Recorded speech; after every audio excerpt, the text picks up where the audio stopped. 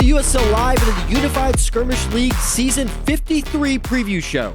I'm your host, Romulocks, and today's show is about looking ahead to the coming season and breaking down the competition that we can expect to see in Season 53. To assist me in accomplishing that, I'm joined in the commentary booth by my esteemed guests and the cast of USL Live for Season 53. First up, we have USL head analyst, Mecca. Hey. We have former league administrator, Yosh. Ni hao. We have the prodigal CTF champion, Herthbul. Evening, gentlemen. And former league administrator, Demon, a.k.a. Eric. Hello. Welcome to all four of you guys. First of all, let's talk about the numbering of this season. Last season was season 26, which saw K-Dude taking home the championship, so one would expect that this would be season 27.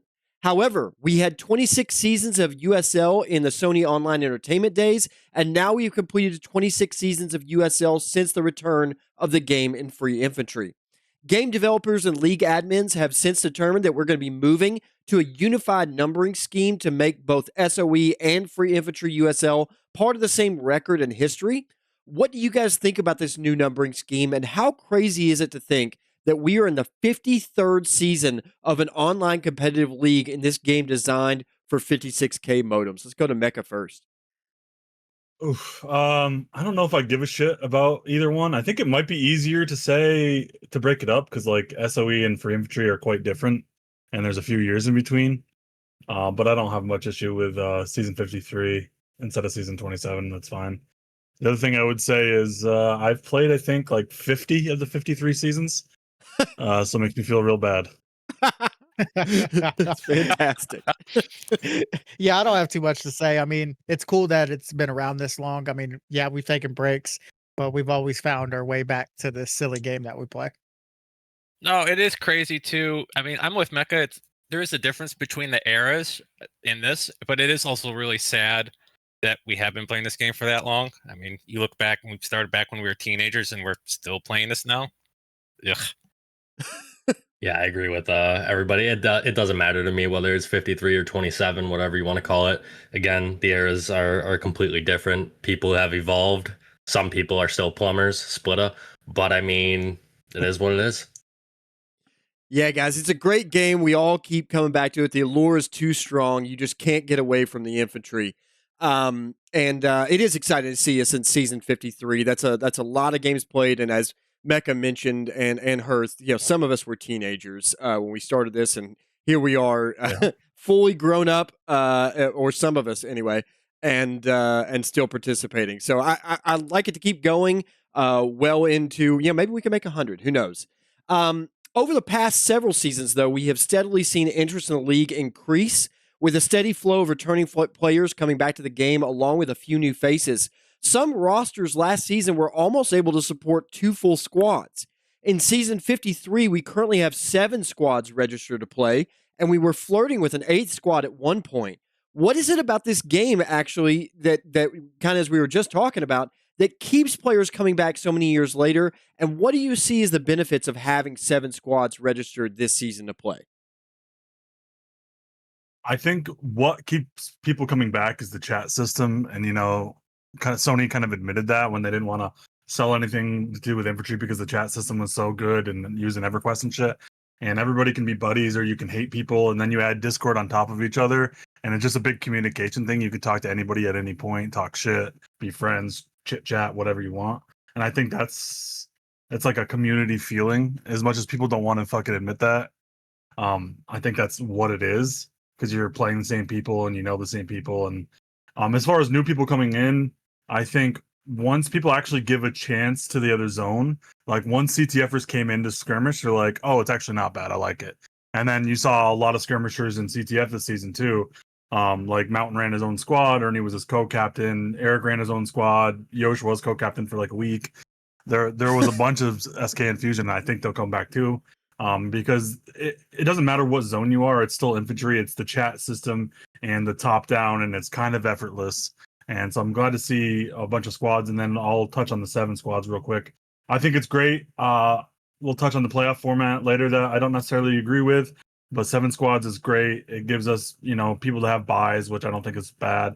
And it's going to be great for fantasy and the actual ratings on the site. So I'm all for that as well. Yeah, I mean, it's awesome to see that we have so many squads this season. I mean, that's one more from last year, right? That's growth. I think what keeps people coming back is like what Mecca said, that the sense of community. Love it or hate it, right? Sometimes I can't stand some of you people. It's cool. I'm sure the same can be said about me. So it's fine.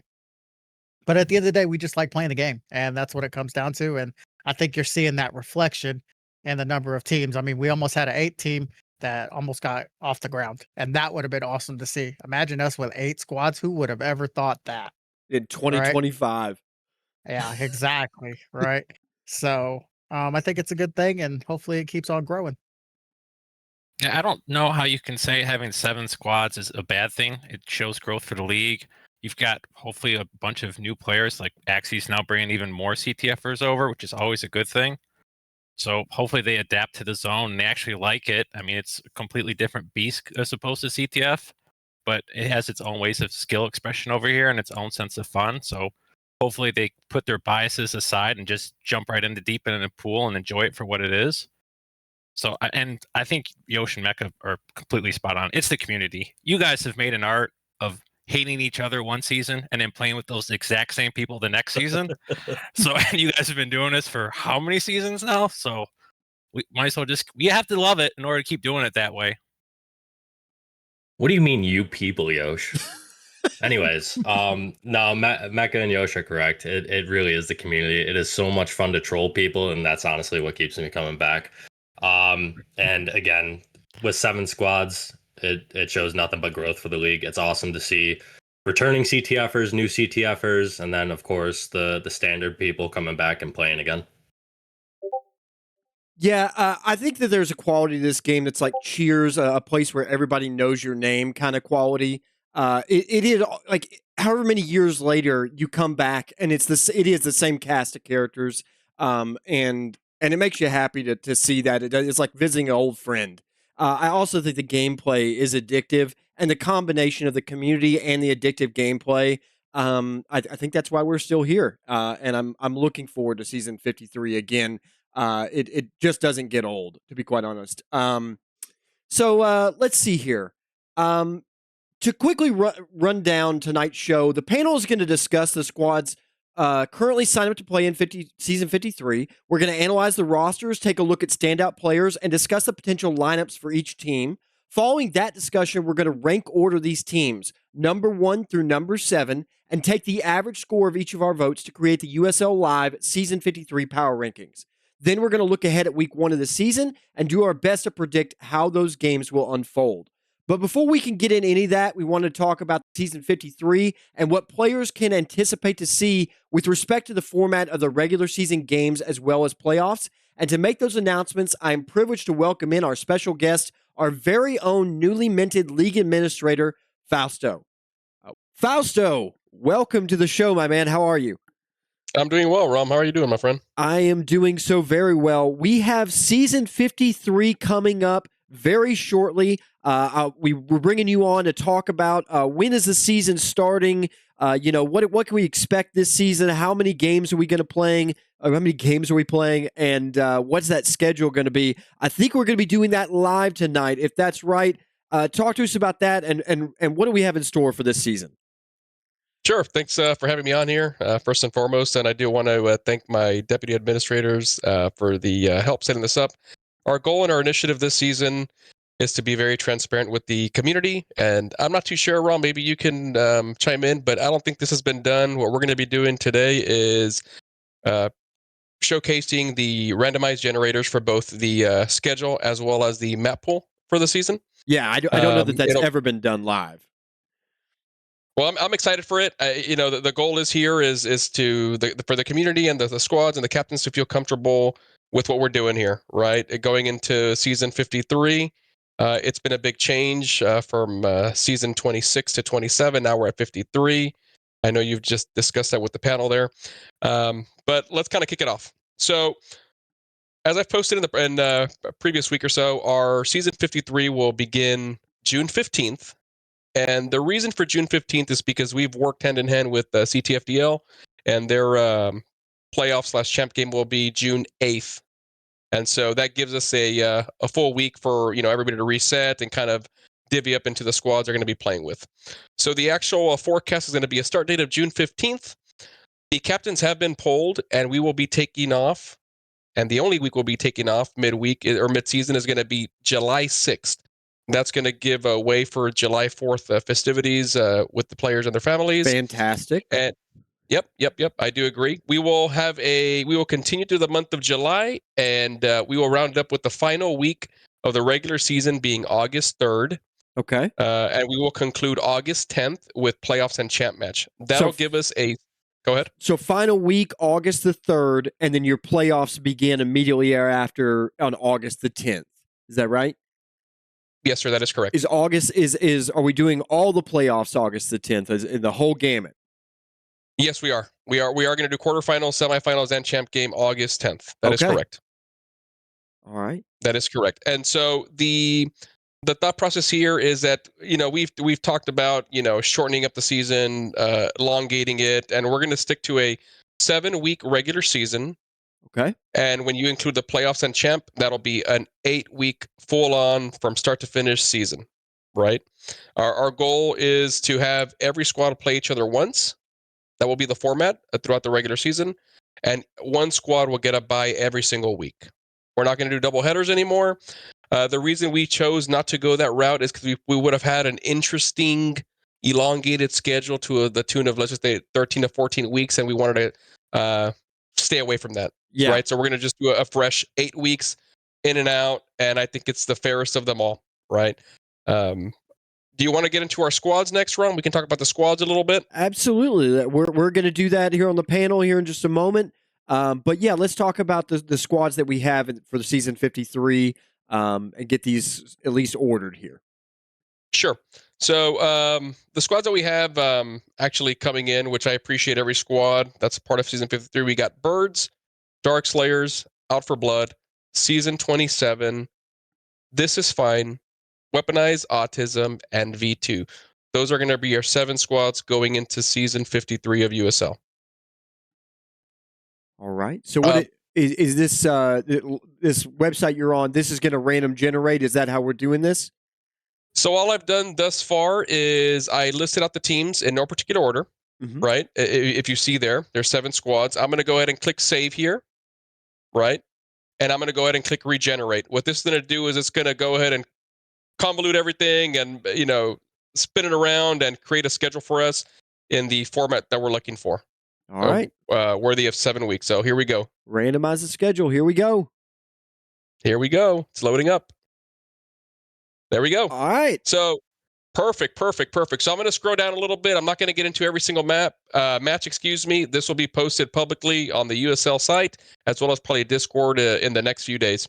So the first round, I'll just talk about the first week here. We got some pretty decent matches, I would say. We got Dark Slayers versus Out for Blood.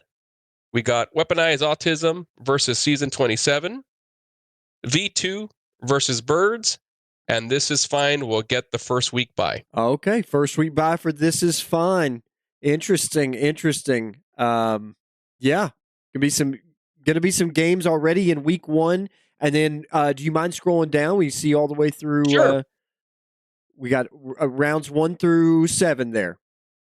Yep. So you got round 2 here, round 3, round 4, round 5, round 6, and I believe there is one more right here to end the season here, round 7. Okay.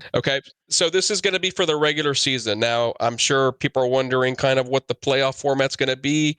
It's going to be similar to last season.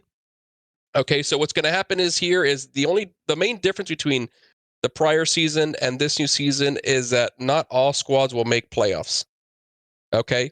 The top 6 squads will be the ones making playoffs. That'll leave the 7th squad, the lowest seed squad, will not make playoffs. I just want to make sure and emphasize that. Mm-hmm. Okay. From there, the playoff format will be as follows. First and second seeds will get byes. In the quarterfinals, it'll be 3rd seed versus 6th seed, and then 4th seed versus 5th seed. So that's similar to the way we did it last season. Yes, sir, you are correct. Okay. And semifinals is similar to how we did it last season, where the first seed will play the lowest seed of the quarterfinals, and then the second seed will play the highest seed of the quarterfinals. So the From there, only real change from last season is that not every team makes it automatically. The team in 7th place will get dropped off, but we'll do this with the remaining 6. Do I have that right? that is correct. That is correct. Okay. Now, one thing that people may be asking as they're listening to this is how is home advantage going to be decided, right? Mm-hmm. Home advantage is going to be decided based off a coin flip, as we've done in many seasons past. That's just the most randomized and fairest way of it all. So that'll be during Not the to be- week in captain's chat, that kind of thing? Yes, sir, it will. Okay. It will. All right. Okay. Perfect. Now, let's go ahead and jump into the map selection for season 53, if we don't mind, which I got the other tab open, right? The 4 maps we will be playing this season are going to be none other than Y Station, Morgan Base, Apollo's map, Ictos, aka Bombs map. All right. These are the 4 maps that have been selected. And the way this format is going to work is obviously it's a randomized wheel here. So whatever map I pick is going to be for week 1 and week 5. The second map that gets picked is going to be for week 2 and week 6. The third map will go to be week 3 and week 7. And then the last map will be week 4 and just week 4 because it's only a 7-week regular season ending, right? 8th week is going to be the playoffs. Does that make sense? Mm-hmm. Perfect. So all I've done is I've added the entries here, and I'm gonna pretty much spin. Okay, and we'll see. So the first map that that gets selected randomly is going to be for weeks 1 and week 4 or week 5, excuse me.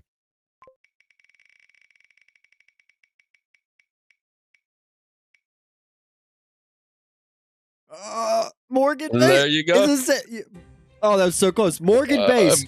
So Morgan Base will be weeks 1 and week 5. Right? That is correct, sir. Okay. All right, so let's go ahead and hide this choice. Here we go. Week 2 now, and week 6.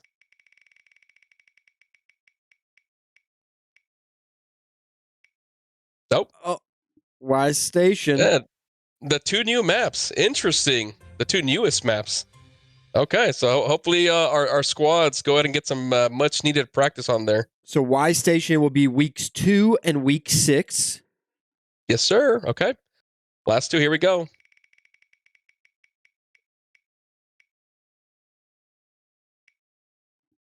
Apollo's map. All right, so that will be for weeks 3 and 7. That is correct. And well, we have the Which one will it be? One. Well, let's just spin it and see what happens. That's for you. Yeah. Hey, that's fair, right? Yeah. There you go. Turns out it's Bomb's map. Yep. All right. So what that means is Bomb's map will be the only map that gets played once in the regular season. Okay. So with that being map selection for the regular season now done, how will map selection work for the playoffs? So we are gonna go ahead and filter through the same 4 maps for the playoffs, and this time, like we've done in other seasons past, we're gonna let the squads decide. And when I say squads, is the way we're seeing it is it's gonna be per 1 squad is equals to 1 vote. Okay. So 1 squad, 1 vote. Simple as that, and that's going to be the deciding factors of what quarterfinals are, semifinals, and or champ game. So the 6 squads that make playoffs will vote on. Will they vote on all the rounds? Do we know that, or whether it ought to be just the opening round? How? I assume they'll vote on all the rounds at once. They will be voting on all the rounds. Obviously, if there's some outlier votes or if it's tied neck and neck, obviously there'll be some open discussion had transparently as always. But the goal is for them for each squad / captain, however any way you want to cut it up, will be able to vote for each setting of the playoffs, whether it's Understood. quarterfinals, semifinals, and championship game. Gotcha. Okay, so that's how playoffs will run. Those are your regular season maps, and those are the maps. That map pool is also going to be the map pool that's allowed to be voted on in playoffs. So again, in order, that'll be Morgan Base, Y Station, Apollo's map, and then Bomb's map. Fausto, anything that we have not covered about season 53? Anything else you want to announce now? No, not really. I do want to give a shout out to everybody that's taking a welcoming to me coming back to League Administrator. It's always fun. I want to give a shout out to all of my head staff members, from my advisors to the deputy admins, all the referees that have come and gone, have stayed, and are looking forward to helping us out this season 53, as well as all the multimedia personnel, including yourself, Rom. I'm excited for this season. I know we were talking a little bit offline, you, me, and Ernie, about the competitiveness of this season coming up, and it's going to be a very competitive season. Yeah. I know in the past we've had the top 1 and 2 seeds, and then it's everybody else. I really do think that out of the 7 squads playing, I think there's a lot of contention to be had there. Absolutely, the talent is diversified amongst the teams in a way that we haven't seen in past seasons. And I'm definitely excited to get to talk about them here in just a second with the rest of the panel, break that down, and then also talk about these power rankings because it's actually going to be more difficult this season than the seasons past. But Fausto, thank you so much for doing this live with full transparency as your first act, I guess, as league admin. I think this is a great way to start off a new tenure as administrator, and thank you from the community for doing it this way. Thank you very much, Romulocks. I appreciate you as always on such short notice to do this with me. And special shout out to Ernie for coming on here right before this and helping my boneheadedness on how to figure this out. So appreciate everything you guys are doing. Absolutely.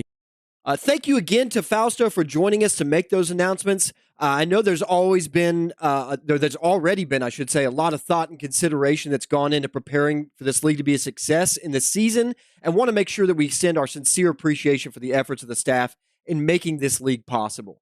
Without further ado, let's talk about the squads in season 53.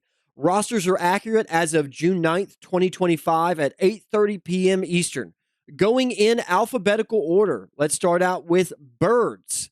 Roster is Aerith, a.k.a. Staley, Angelus, Colossal, Fairfax, Herthbul, Rio, Rom, Slob, Soul, Tactical, The Gift, and The Great Chompy.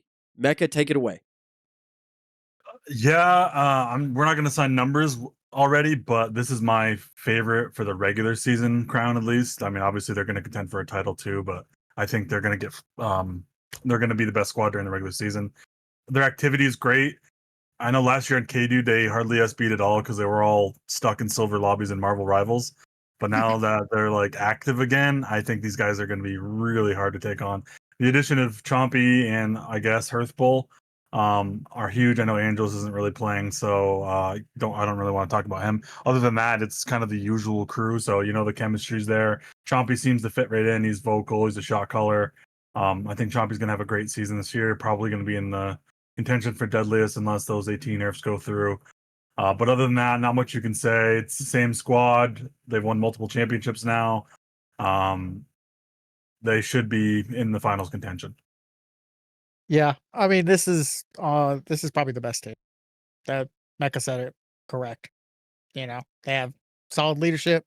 A little bit infusion of new players. It'll be interesting to see, how they fit in. I think they'll fit in just like anything, right? Hopefully Rom gets some playtime on this team. And other than that, they're good. Yeah, this Birds is also my favorite for the season, although I might be a little bit more biased than the rest of you. But yeah, like you guys have already commented on, the chemistry in this squad is insane.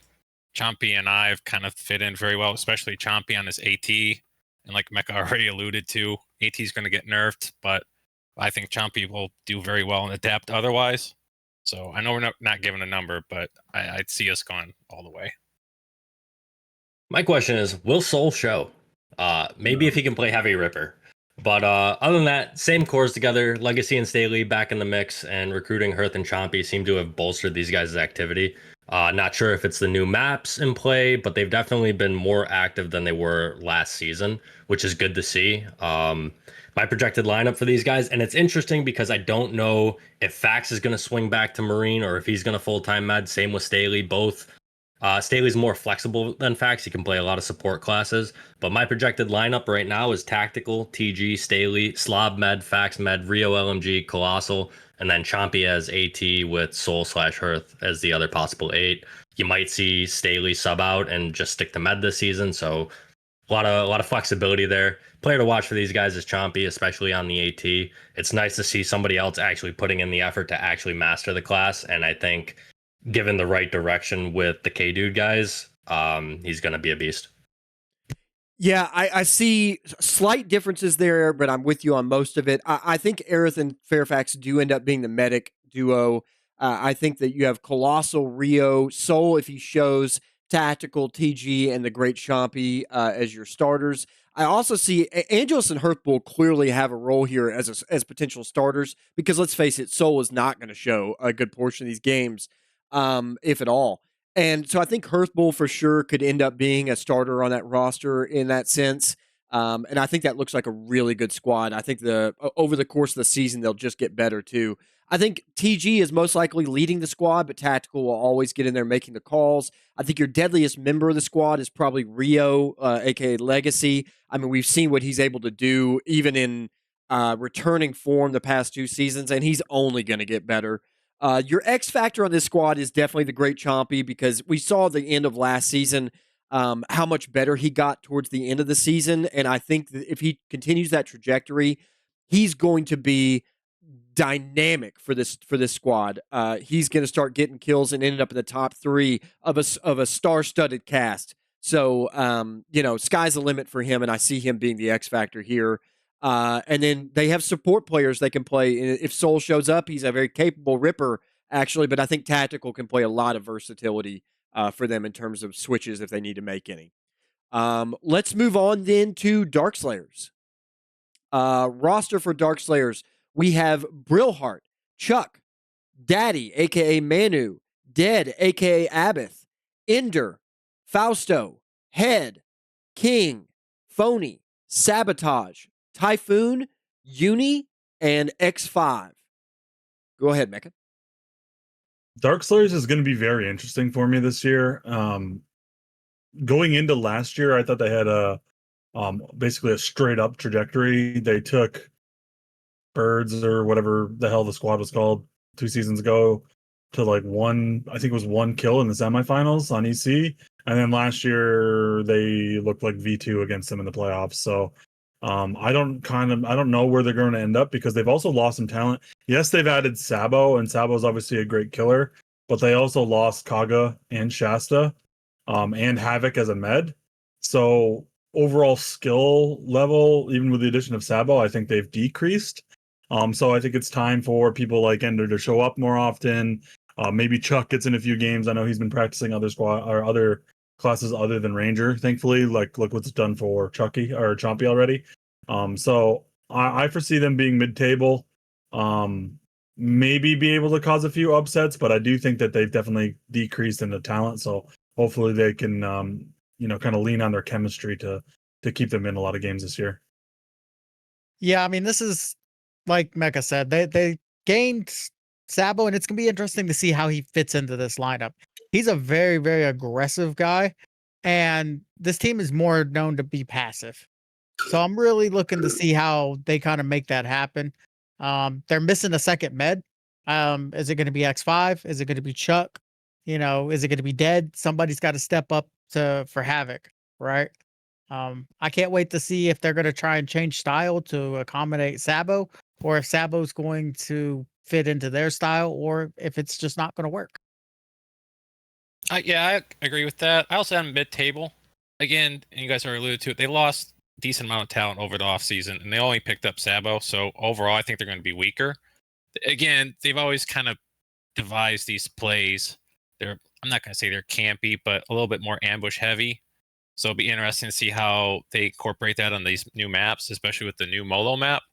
So they may have a head start there. And Chuck, if you get some play time, he's another one that likes to play Ranger and some of these other classes. So be curious to see how they incorporate them if he even makes the starting lineup, though. I don't know. Mid-table for sure. Yeah, I mean, you guys already touched that they gained Sabo and lost some of their talent from last season, but overall, it's kind of the same core that's been together for a few seasons now and used to Fausto's leadership. I feel like they'll continue to hold out even when they're down 10 kills for the last 2 minutes to make a push. Recruiting Sabo gives them somebody who could actually play AT, albeit it's hit or miss from time to time. And actually, if he solos this time instead of staying with the group like in the playoffs, he might do a little bit better. My question is, will Typhoon return to how he performed 2 seasons ago, or will he be kind of trash like last season? And will Manu show every game? And will Molo dodge RPGs? These are all great questions. Sabo as AT in your lineup, King as Demo / Nader, Ender, Fausto, Manu Med, Abath Med, Uni, and then Typhoon LMG or Brohart is my lineup. And for this, player to watch is got to be Sabo. See how he fits in with the group. Yeah, you mentioned the losses earlier. They did lose Kaga, Shasta, and Havoc. For me, the worst of those is actually easily Havoc. I think Shasta was inconsistent for them a little bit, and Kaga was barely there. So, for me, Havoc and the medic inconsistency is probably the worst transition from last season. The sabotage pickup is big, but my question is, does he fit in with their style? I'm not sure. And yeah, does he AT over Typhoon? I think they have two good options there now. But the question is, what kind of Typhoon are we going to get? And is Sabo the better choice at that? The projected starting lineup I see currently, I think Abath is a clear choice for the medic. And your second one is Manu, but Manu had some big misses in terms of matches last season as well. So what do you do if you don't have him there? I think you have King, Fausto, Ender, Sabotage, Typhoon, and either Uni or Brilhart. I see Uni and Brilhart as interchangeable in some ways. They both have pluses and advantages and negatives to their gameplay. I think Uni is probably the more consistent. I probably would pick Uni. But we might see Phony regularly. I think he has the highest ceiling of all those guys. It just depends on how many games he shows up to, and possibly Chuck, depending on what class he wants to play and does it fit in with the scheme they're going for that game. I'm interested to see how many times you see X5 come in as that third medic, though, over the course of the season as well. Leading the squad, I think it's clearly going to be Fausto with King helping him out a little bit. I think your deadliest member of this squad is Sabotage right now. I think he stepped in and immediately became the most deadly, but I would love to see more out of Fly Molo this season. I've been just waiting for it. We all know he can be a killer, and I'm just waiting to see that form emerge again. The X factor, as Eric alluded to, is definitely Typhoon. The question is, what Typhoon do you get? If you get Typhoon from 2 seasons ago or even 3, I think that this team can do a lot of things that nobody's expecting them to. But if Typhoon doesn't step up, yeah, I don't think they have the arrows in the quiver, so to speak. So your sports specialties are interesting too. Being that you have King with a Nader, Sabotage, who can play a little bit of everything, and Chuck as well. You have a lot of versatility in this lineup.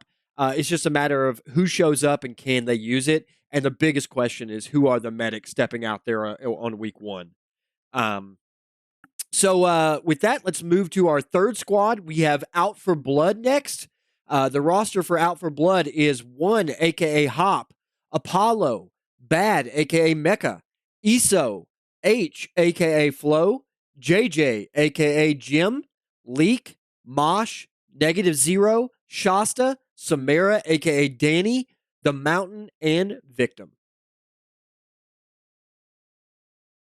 Mecca? Yeah, my squad, so I'll keep it pretty brief. I think we're going to be very competitive. I think there will be some additions to the roster before midseason that could help quite a bit, but we'll see how that all shakes out. The one big thing right now I think is a weakness in medic behind Victim. I think Apollo's a capable medic. I'd rather see him on Marine, but I don't think he's a bad medic if he leans into it. Because the second med right now is very iffy, and I think that's the clear weakness here. It's kind of like when Darkslayers doesn't show Manu, who do you play as med?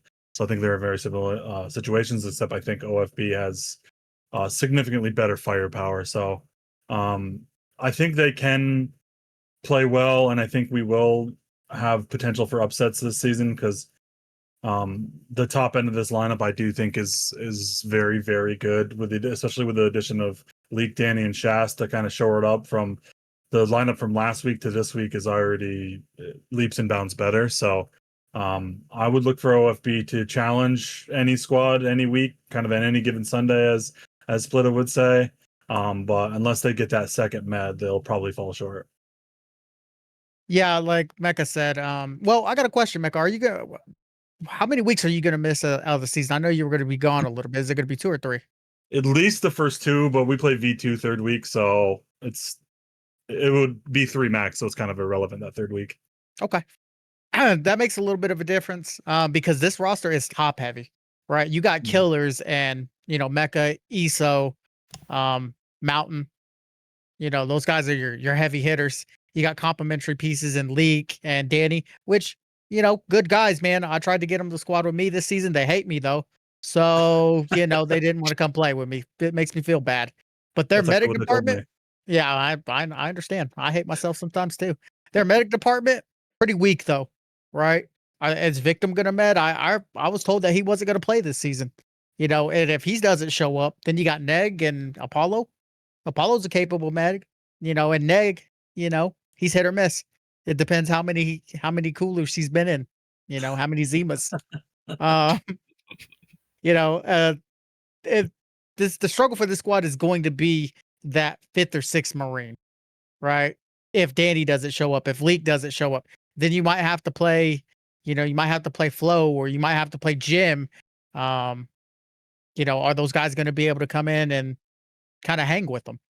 Right. So very interesting squad.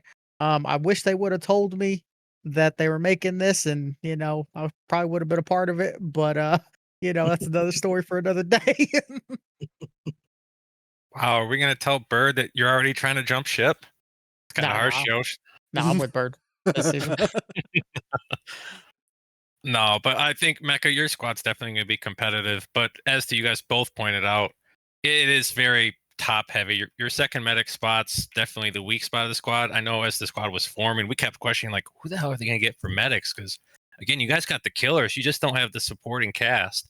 And then even Yosh brought up like you get down to the Marines, and if someone doesn't show, now you have to go really deep into that roster. And with Jim's lag, can he even really play?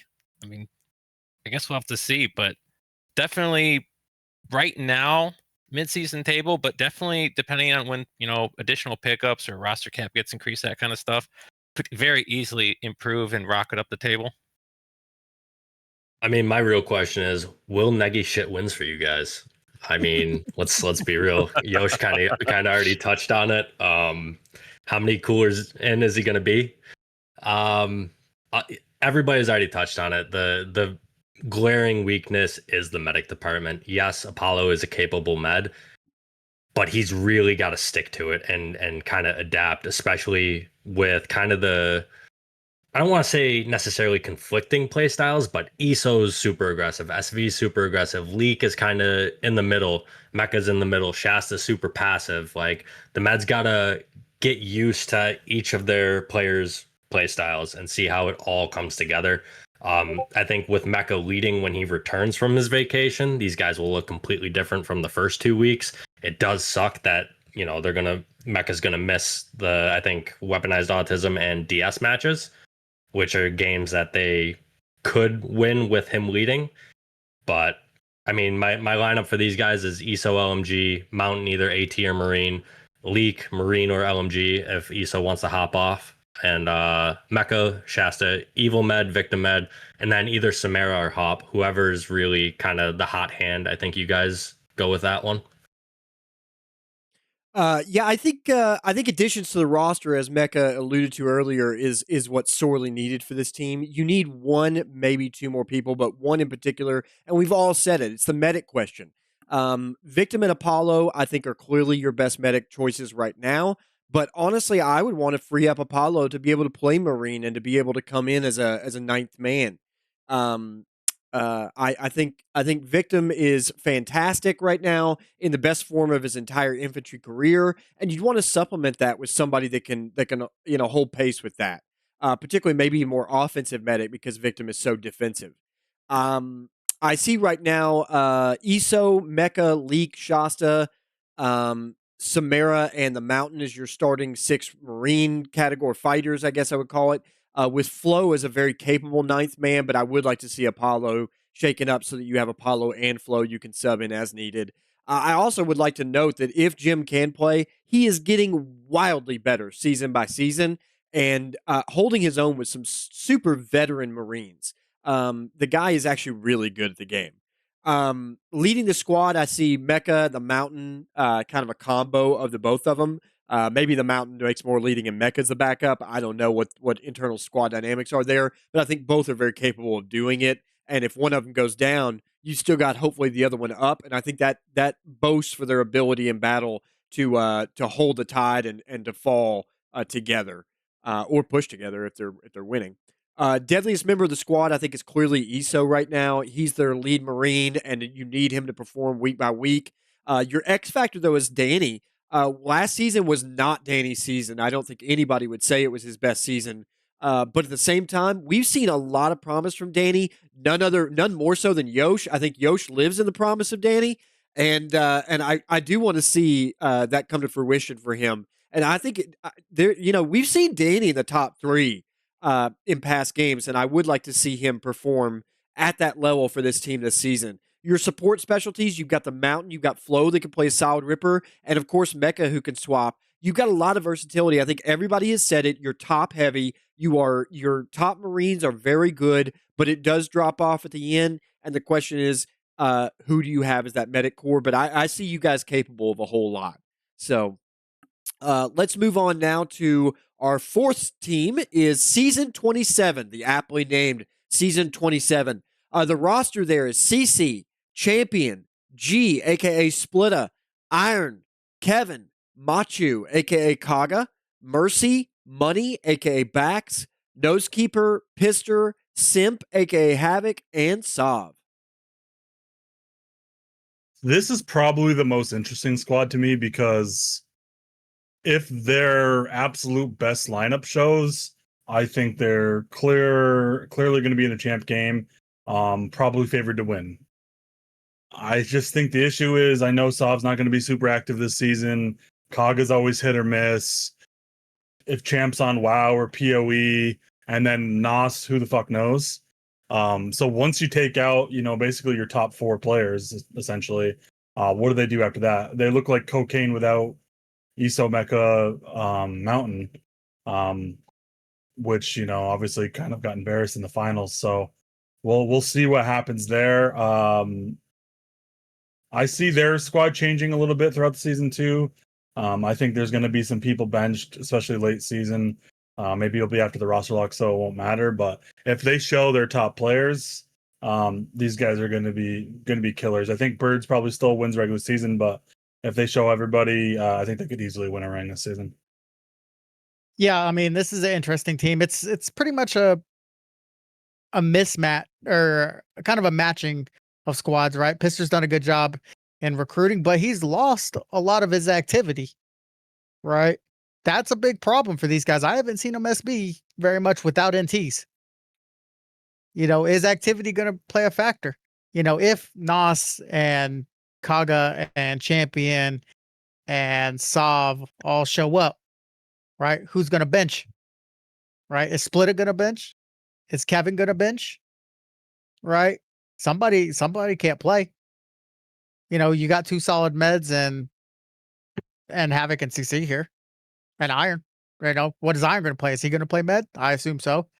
If so, where does CC and Havoc stand? Who's going to get benched there? Or is Iron going to play Marine?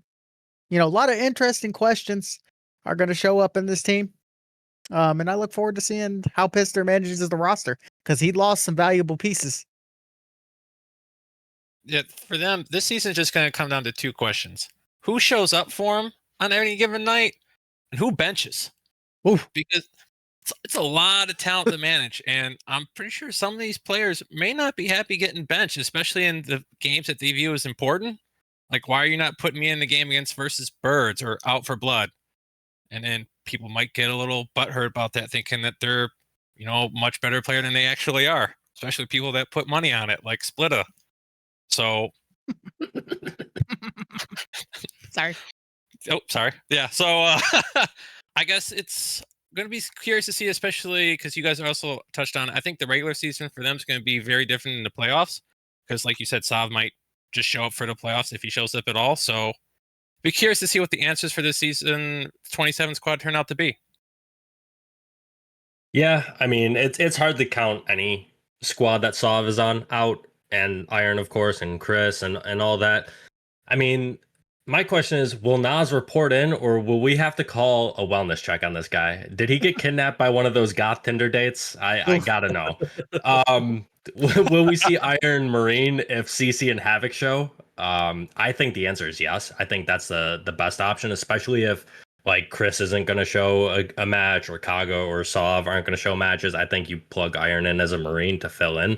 But judging, I'll give the playoff roster in my mind, which is Sav, Iron Med, Champ, Nas, Pister, Simp Med, Kaga, LMG, and then it's a toss up between Split or Kev. Probably depends on the map because Kev's a liability as a Marine, as is Split, but I think Split is a little bit better than Kevin. Player to watch for these guys the whole season. I think Kaga is going to be more consistent this season.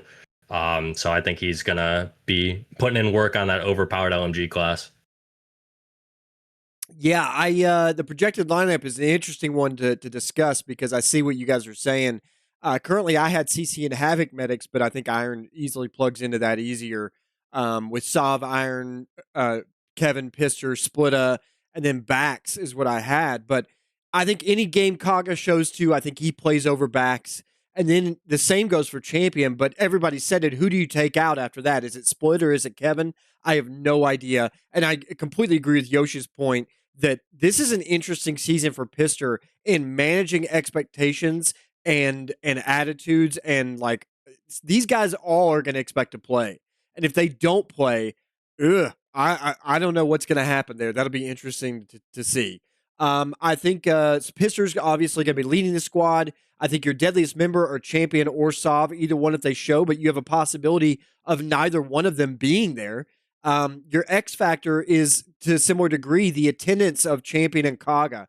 If Champion and Kaga show up, this is an incredible team. If they're not there, yeah, kind of lackluster. Your support specialties, Champion has so much versatility there. Kevin, Nosekeeper, Sav, just a lot of versatility in this roster. Almost too much versatility in too many players. But too many big names, I'll say, too many starters. But we'll see what happens over the course of the season. I agree with what Mecca said. Season 27 might be the most interesting squad to watch and see what happens. Let's go to number 5. This is fine. For This is fine, your roster is Abyss, Exodus, Bowen, DP, Jaguar, Loaf, RRU, Spark, Fizz, and Worth. I don't think anybody has any doubt where these guys will end up. I mean, I think they clearly beat V2 and clearly lose to everybody else. They do have a few intriguing pieces. So a lot of times when I see new squads like this with a lot of new players, I try to think of like the new players' projected ceilings. Like I think Axie on a good squad, as you kind of saw flashes on NBR last season, could be good. Spark is a very good player in CTF, so seeing him outside of the evolution atmosphere could be good, especially on like a Ripper or a demo. You know, he's a killer. He always has been. Worth has some legit experience, I should say, with us in the past on the soft squads. Not quite there mentally as far as USL goes yet, but also a very good CTF player. His aim is always going to be very good. So there's a couple people that you could have flash here, and I think really surprise you. As far as the bottom end of the roster, looking very evolution-esque, so a little worried about that, but I do think they pick up a few more solid pieces. I know there's a few more CTF players that want to play this season that are good in CTF, so I'd like to see them come over and get some play time in there too, and maybe integrate them into the league for the future. Yeah, let me just first say thank you, Axie, for bringing a 7th squad in. Super cool of you to do that. They have some really, really interesting stuff Spark has already been talked about, but I'm looking at Worth, Thiz, and Jag, right? All serviceable CTF players. I'm looking to see how they translate over, and hopefully they do big things, right? That's what I'm hoping for these guys. I don't know who's going to med though. That's kind of a question mark in my mind. I think Thiz may be one of them, but who's the second one? They're going to lean a lot on Axie and RRU to kind of help guide them throughout the season. And hopefully these guys can get a couple SBs in because I don't think they've practiced yet. But they got the first week off, so that's good for them. So I'm just interested to see, and thank you, Axie, for bringing the 7th squad in.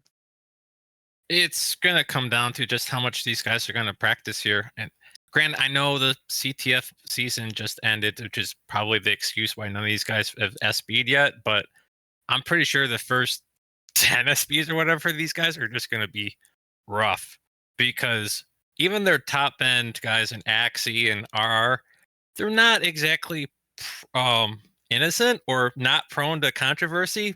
Axie got into it recently with a couple players, and well, RR is just a horrible human being. So hopefully they can actually, calm down and actually try to be the senior leadership for this squad because they're going to need it here.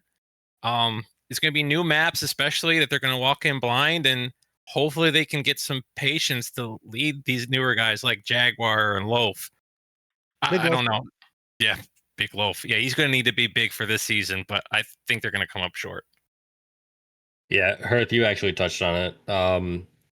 When you're on one of these squads that's kind of towards the bottom of the totem pole, if you're getting beat over and over, you cannot have like your leadership meltdown or start yelling at you, etc., because then people just won't start showing and you look at a potential fade, right? I don't think that's going to happen, but I look at Bowen to kind of be the stable leadership there. I was excited to see Way play, but he left, unfortunately. So it's going to be interesting to see whether Axie actually plans to lead or if it's going to be Bowen leading or if it's going to be a combination of those two. Please don't let RRU talk at all. Just like server mute him, because he's going to talk over everybody.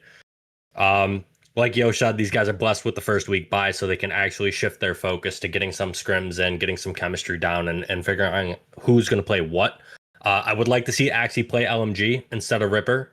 It's a good damage class for him. It'll allow him to push and be there with the team to call focus and to push. I think Abbott, Abyss, Bowen, RRU, Spark as demo, DP, and then your meds are going to be Thiz and Loaf, in my opinion. Player to watch got to be Axie. Yeah, I'm interested in the roster additions that we kind of brought up for this squad as well. I was just looking at the free agent list. You still got MP on there. You've got Lalo, aka Septicemia. You've got Scarface. You got options on there, guys who might actually put in some time this season if you needed them to come in. And maybe there's some other names that are coming out of CTF that'd be willing to join up, but they need some additions for sure. Projected starting lineup, I see Thiz for sure as your number one medic. I don't know about the activity level of Worth, but I know he's a very capable medic. To me, he seems like the most capable for a number 2. Then you've got Abyss, Axidus, Bowen, DP, Jaguar, and Spark. Bowen and DP definitely have a lot of experience, and they can probably help out the rest of the crew. I think I am interested, like Yosh said, in Jaguar and his performance. Axidus has definitely shown his ability over the past few seasons, but I agree with what Eric said. He needs to flex to find a role that will allow him to lead as well, because I do think he's going to be doing a lot of leading on the squad, maybe with the assistance of Bowen. The deadliest member of the squad, I think, is a combo between Axidus and Worth. I think both of them are very capable of getting some kills, but they're going to need some kills from other sectors of the squad, and I don't know where they get them. Hopefully Spark shows out to be a pretty solid player for this roster, because I agree, Evolution was a tough place for him to start. The X factor, I think, is Bowen. I think now that he's no longer the league admin, and he's not also having to lead a squad at the same time, I think now that the pressure is off of his shoulders, it's time to focus on your game, big man. Like, Bowen can be a fantastic player. We've seen him. He was a solid mid-tier player for a long time. And I think he's dropped off in recent seasons. and I'd like to see him get back into that form, into that War Dogs form.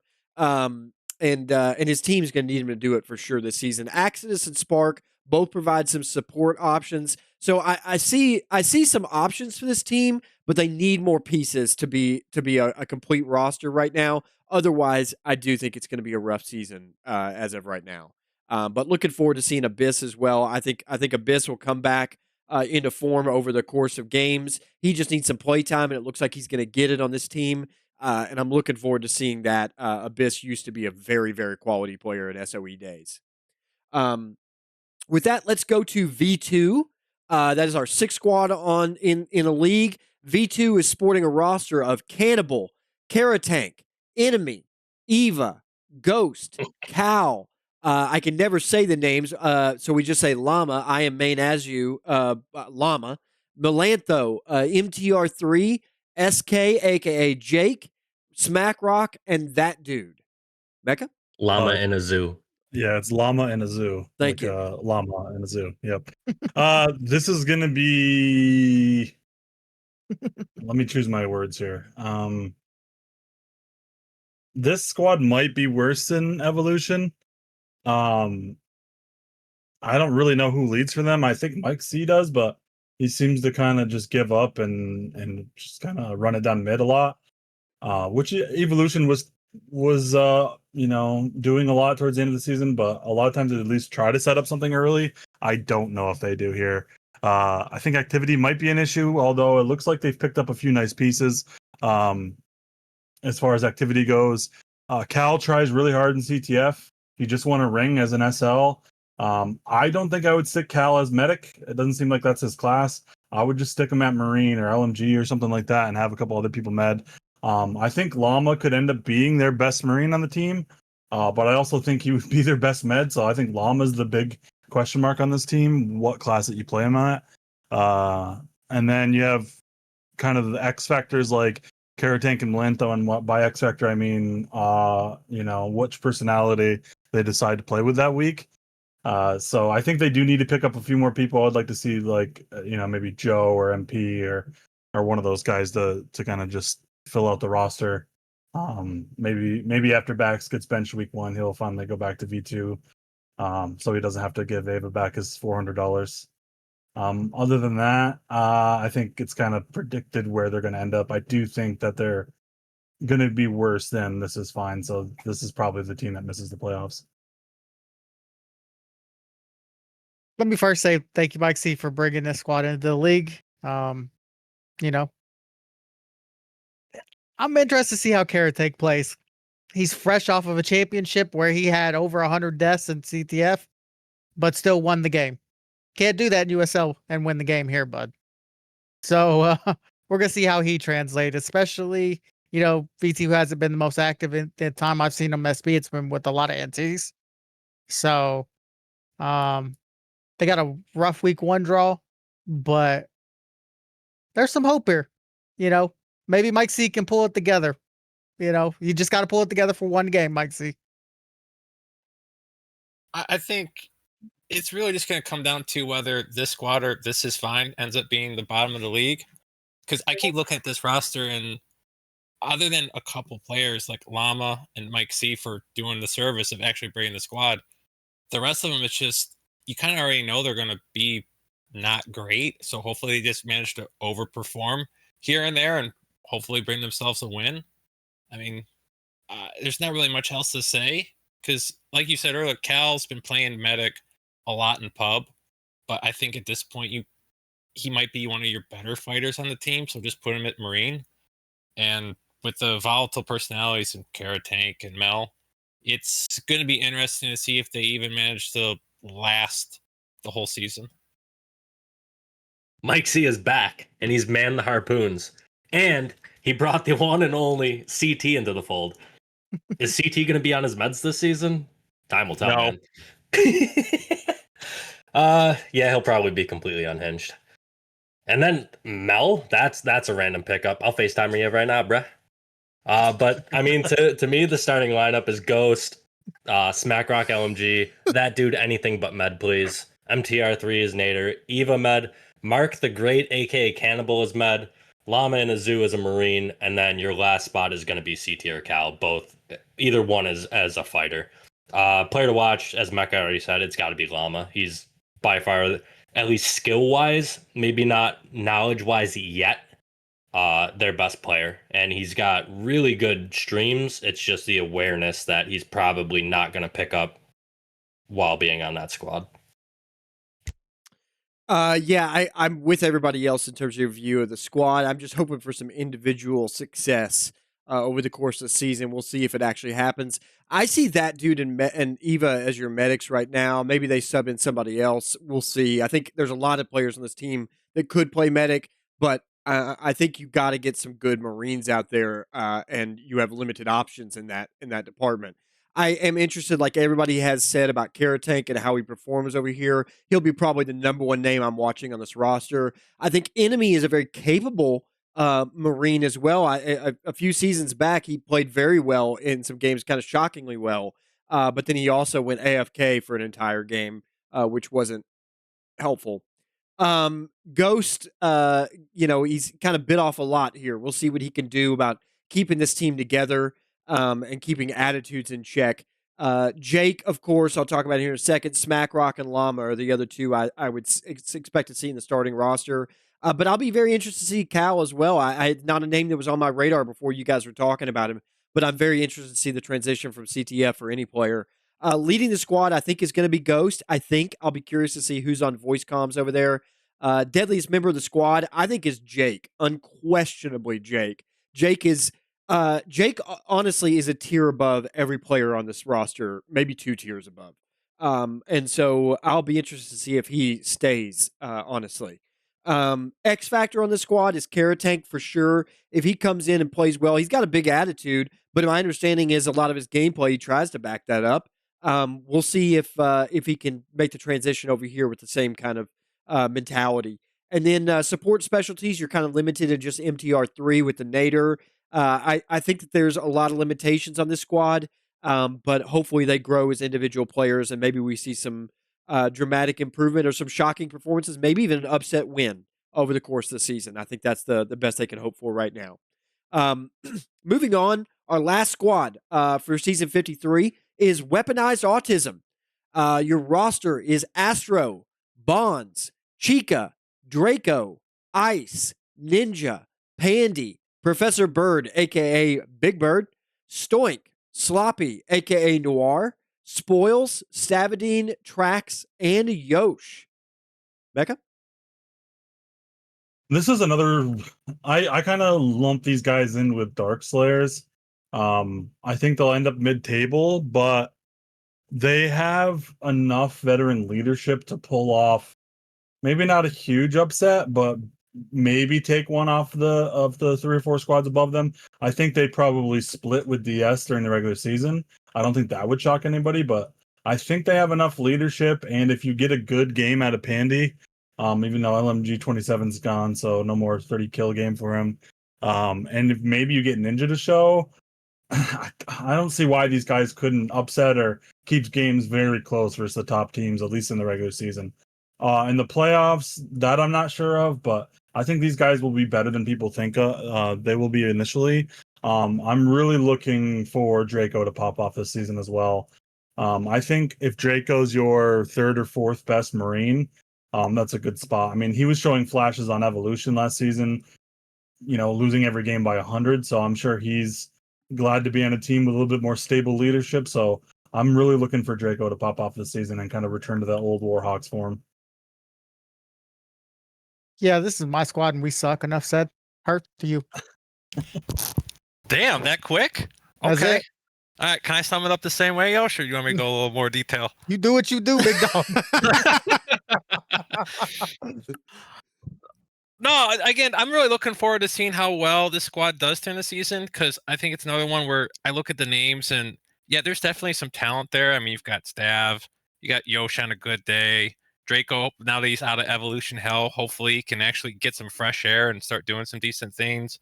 Ninja, if he shows up, is always very talented. And Pandy, if he gets to that top form again, like he had with the LMG, I mean, these guys can definitely compete for the mid-table and maybe even try and aim for top 3. So it's gonna be another one of like just everyone shows up and you guys put in the reps with the squad battles, which you guys have been somewhat active. So hopefully you continue that throughout the rest of the season. You guys can definitely. I have high hopes for this squad. Listen, man, the puzzle master himself is back at the helm with his trusty sidekick, Yoshimo Karasuto. Both of these guys are looking for a redemption season after Bird was called washed, and Yosh didn't really have that good of a season on macro data. Is Sammy going to show every game? Is Pandy going to run it down and be playoff Pandy, or will we see the return of SE Pandy? Will Stoink prove he's actually the main character he was always meant to be? Is it finally time for Bird to prove he's not washed? Now that he's mousing, they do lack a little bit of firepower. I like their meds. So going right into the lineup, it's going to be Yosh as either LMG or an AT, BB as either LMG or Marine, Sam, aka Ninja, Bonds, Meds, Stavadine, Pandy, myself, and Draco or Ice. Player to watch, Ninja.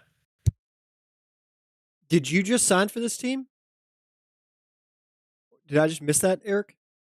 Yeah. Okay. Well, that changes some evaluations. Oh man. I checked that earlier today and just missed it. Okay. My projected starting lineup changes then.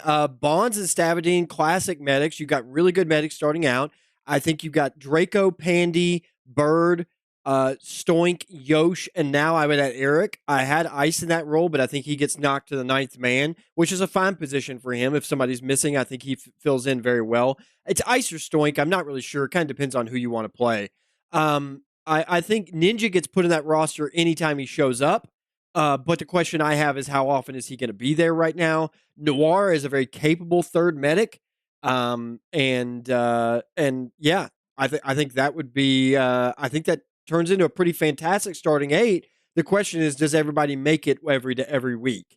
For leading the squad, I see a combination of Bird, Yosh, and now I would add the voice of Eric in there as well. That's 3 guys that are all capable of leading and capable of keeping a battlefield management, which is really good. I think your deadliest member of the squad is Ninja, followed ironically by Stavadine.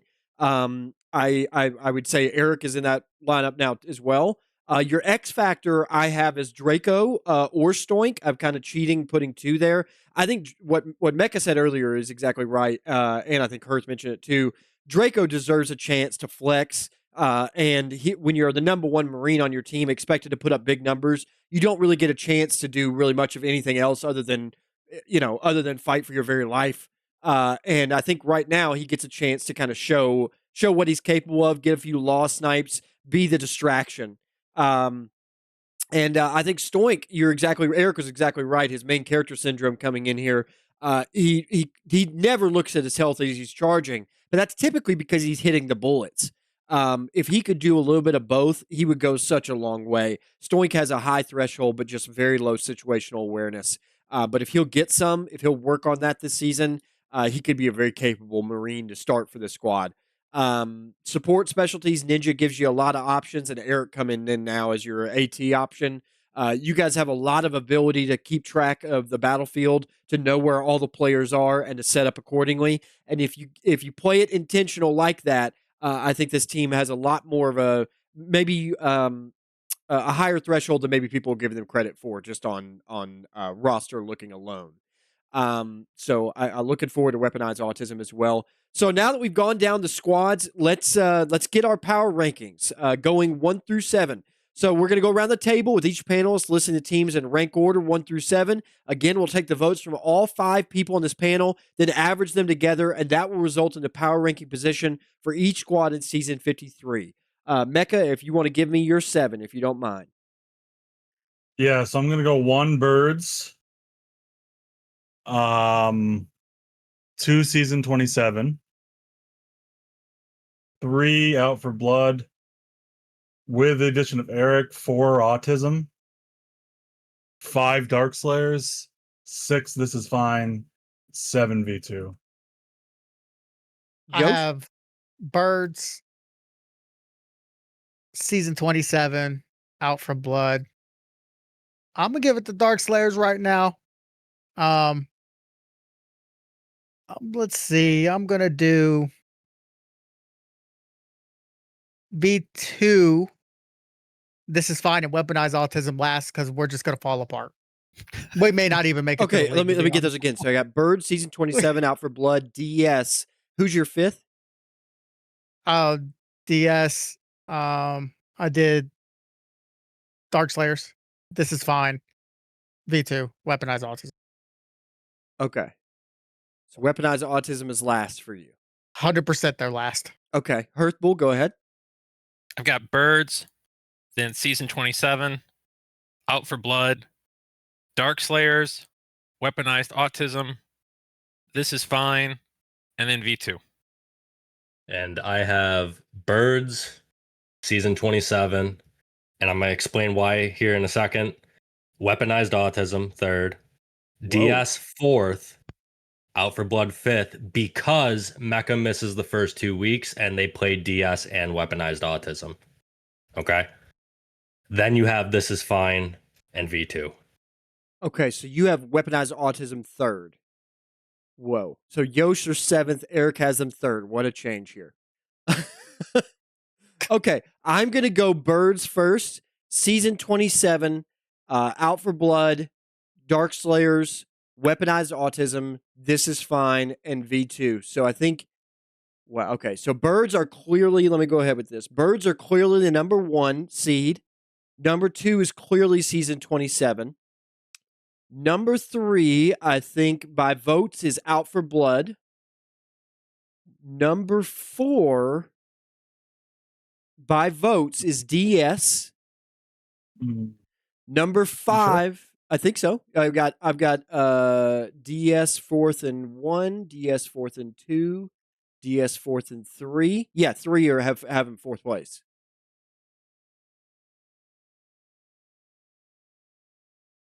You let me know if I'm wrong in that. In 5th place, I think by votes is Weaponized Autism. In 6th, I have This Is Fine. And in 7th, I have V2. Yeah, I think that's right. So I think that'll be your season 53 power rankings. All right. Let's talk about first week matchups. First up, we have a new map, Morgan Base, conceived and created by our very own Ender, aka Fly Molo. This is a new map with a very different style, a lot of different opportunities for squads to utilize flank positioning, it seems so far. For the last few weeks, staff and players have been playtesting the arena, and we've seen some really positive feedback on the new map from basically everyone. What is your position on the Morgan Base map design as it currently stands? And what are your thoughts about Morgan Base being included in the rotation as our first competitive map for this season? I like Morgan Base a lot. I've been with Molo late at night trying to help him fix everything up, and I think it's in a really good spot. And he's kind of the ideal map developer as well, because he takes criticism very well, and he's willing to change stuff from reputable sources. A lot of people have talked to him about the map, and the mid has changed quite a bit, with less windows, less physics, all that kind of stuff. So I think it's a very USL worthy map.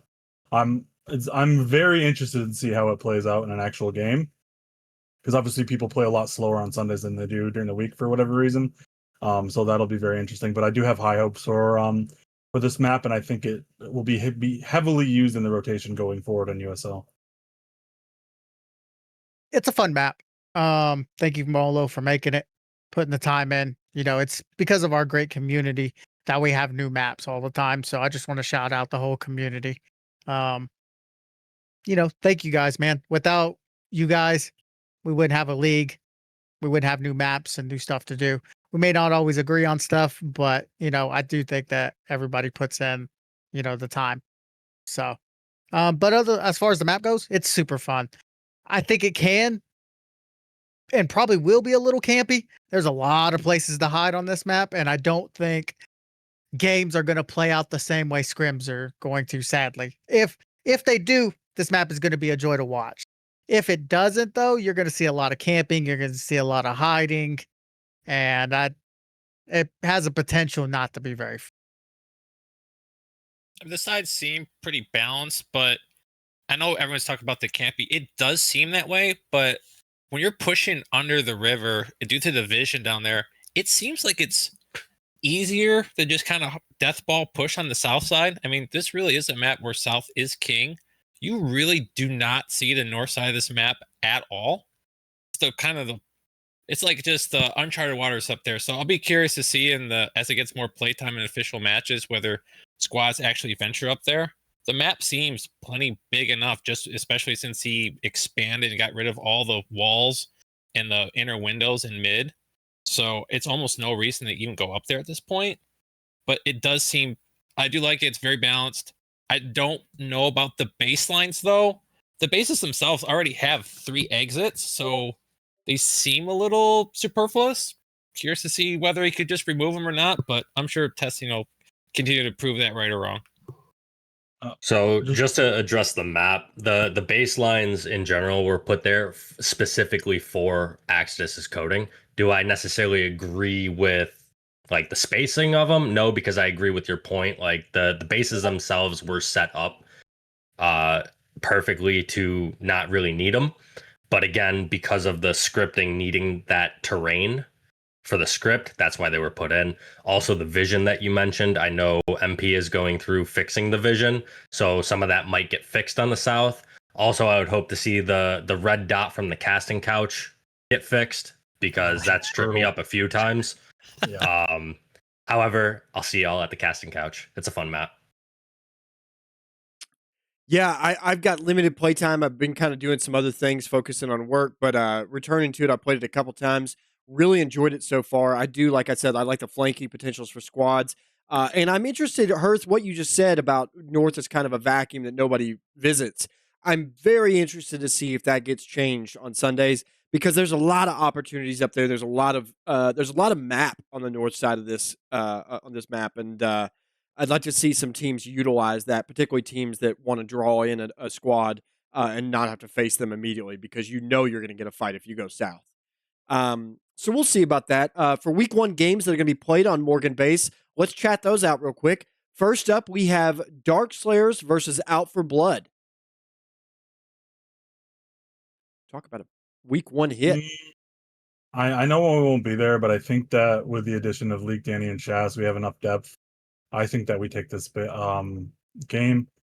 I do think to the point of North not being used, I think Fosto in this match, especially if they lose first battle or two, they're going to definitely utilize North. I don't know. I don't know if we flipped for home or away yet, but I think North is more accessible from the right. Where the other parts of the map, I think it's pretty even. I mean, there's maybe a slight advantage to the left, but overall, I think the only real advantage on this map is north right. So if DS wins, they might take that, knowing they want to take north a bit. Other than that, I think this is going to be a very close game, but I do think that Out for Blood can pull this out. I just don't think that DS has enough firepower at the moment. This is going to be interesting. I don't think the match is going to be very fun to watch. I think that Dark Slayers is going to do what they do, slow the game down, right? Mm-hmm. I don't think we see the South at all in this map. They're going to fight North. Why? Tyrael's going to play Nader. He's not going to fight in the South. They're all going to be up in that top part. And that's something that in SBs never happens. There's a lot of places to hide up there. There's a lot of places to ambush. Plus, with it being kind of close to your base too, even in the center of the map, if they hide there, there's a lot of sneaky spots in this map and people aren't adjusted to playing from the north. This was one of my matches for the week. I don't know how it's going to play out. If Out for Blood can get a lead on these guys, then it's going to be very hard for Dark Slayers to come back. But if Dark Slayers sets up their first little ambush, gets a, 6-7 kill lead, it's going to be tough for Out for Blood because then you're just going to be hiding on random things. You're going to be paranoid the entire time without Mecca being there as well. Could be a bad day at the office. This is definitely going to be my map of the weekend. I think, like you said, Yosh, Dark Slayers versus Out for Blood, both sides have different play styles, different tempos. And as Tyrael and Dark Slayers have shown in the past, they're not afraid to take unused parts of the map and somehow work them to their advantage. So they kind of have that knowledge advantage in that section. So I think this is going to be a slow map. I think it's going to be whichever side kind of gets the lead, they're going to just try and play it safer, especially the first match of the season, right? You don't want to be the fool right from the get. But it'll be interesting to see, especially with Mecca gone too, how these two playstyles clash and which squad comes out on top. Yeah, my concern is this. I agree with what you guys said about DS taking it north. The perfect counter to that is running an AT. And with Mecca not there, SV is probably going to have to lead, and he's usually going to be like possibly your AT, right? Maybe ESO switches to it because you don't want to lead an AT and be the scout because you want to be with the group, controlling everybody going whichever way, right? Maybe Leak leads and lets SV AT. But it's really going to be necessary to scout out those ambushes and then to be able to get away safely and try and outmaneuver. I think this will be a close game strictly because DS will slow it down. I still give the advantage to Alpha Blood just because they do have better fighters. The medics are tied to me, to be fair, especially if Manu shows. So it's really going to come down to who wins that first fight, and will Alpha Blood be able to maintain some patience as opposed to getting overzealous and impatient and just pushing into those ambushes? This is definitely my match of the week as well, Herth. I'm looking forward to watching this one. Definitely looking forward to broadcasting it. I think that on paper, Out for Blood I think is the better squad, but in practice for what's going to happen in week 1, I think Dark Slayers have the advantage, and here's why. One is Mecca is out. Two is that Dark Slayers have been playing together now for a while. They know how to play skirmish together. They've put on really good performances when it matters, and this is a game that they know matters at the beginning of the season. So I certainly think that they're going to come out of the gate ready to go. And I also think that similarly, Out for Blood is still trying to figure out their identity, kind of who's the starting roster, especially without Mecca, and who are our starting medics. I don't, I think that that's going to put them on a little bit of a back foot going into this game. And I think that Dark Slayers are going to be able to take advantage of that. I agree with what Yosh said. I think the majority of this game is going to be very slow, very boring, and very north. And I think that they're going to try and lure them up there. I think Faust is going to put them in good positions. I expect to see Sabotage, if he shows up this weekend, absolutely go off. I think that Sabo's going to come out probably number 1 kills on the game. That's just my thought right now. And I think it's going to be a really close game. Maybe in the beginning, maybe the whole way. That favors Dark Slayers in the end. So I'm looking sub 40s for both teams. But really looking forward to this game as a good trendsetter for the kind of play we can see expected in season 53. And hopefully Dark Slayers can keep some of that season 26 performance moving into this one. Next up, let's go to Weaponized Autism versus season 27.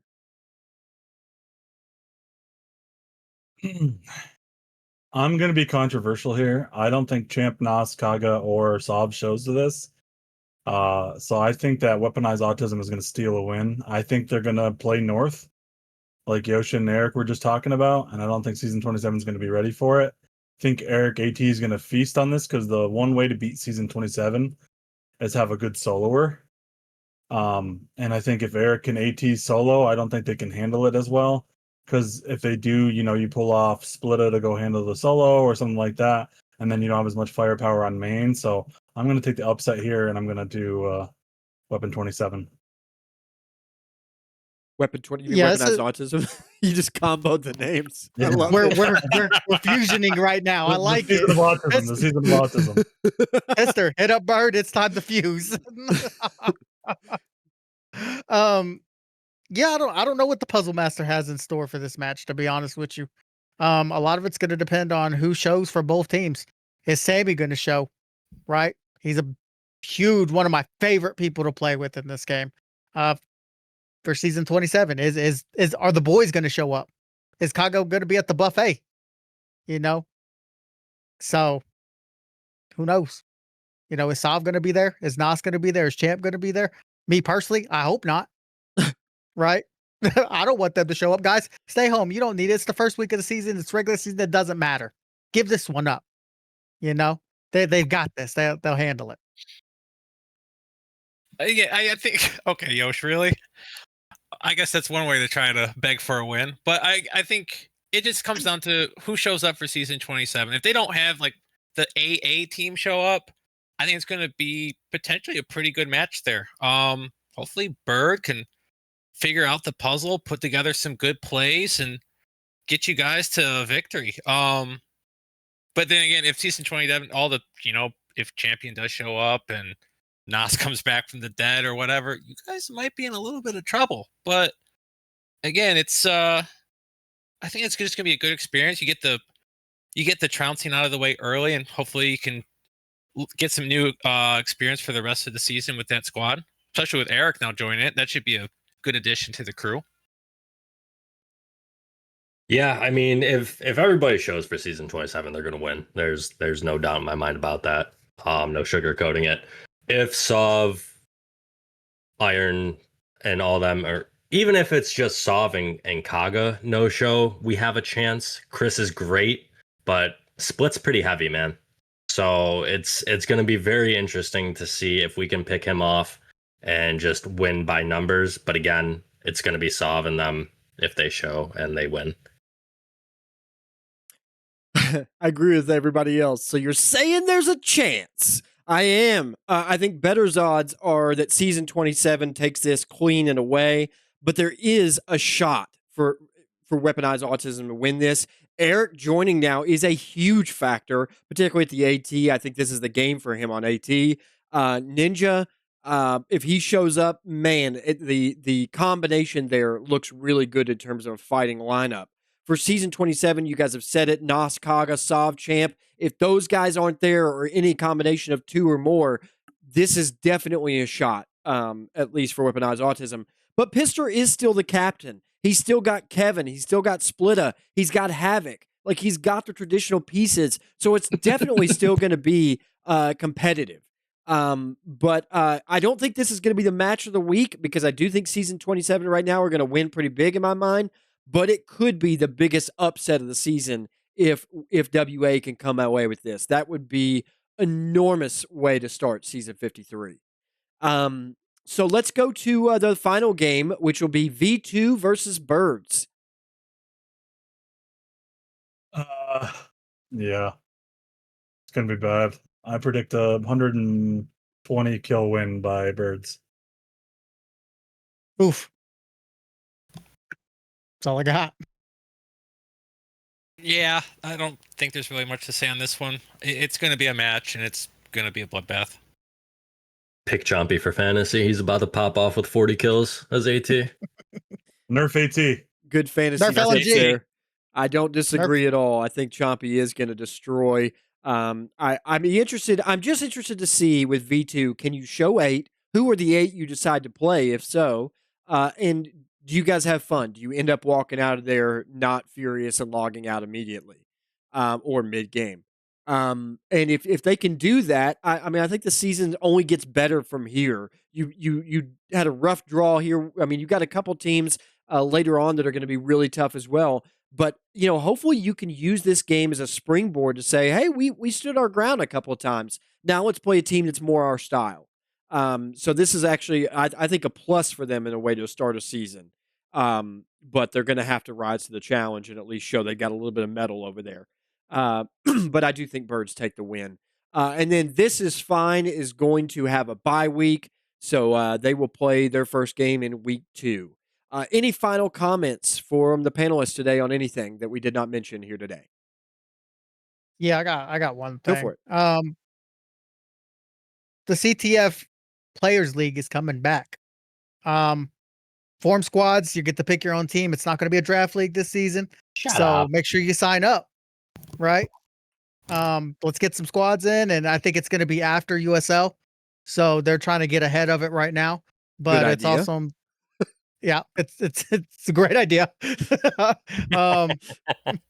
So, but yeah, they got a good group of admin staff over there, and just support it.